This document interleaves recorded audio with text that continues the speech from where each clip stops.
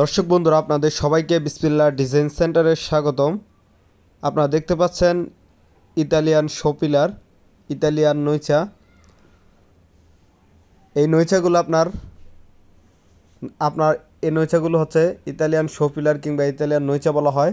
এগুলো আপনার সিঁড়িতে কিংবা আপনার বাড়ির ছাদের রেলিংয়ের জন্য ব্যবহার করা হয়, কিংবা জানালার ব্যালকনিতে ব্যবহার করা হয়।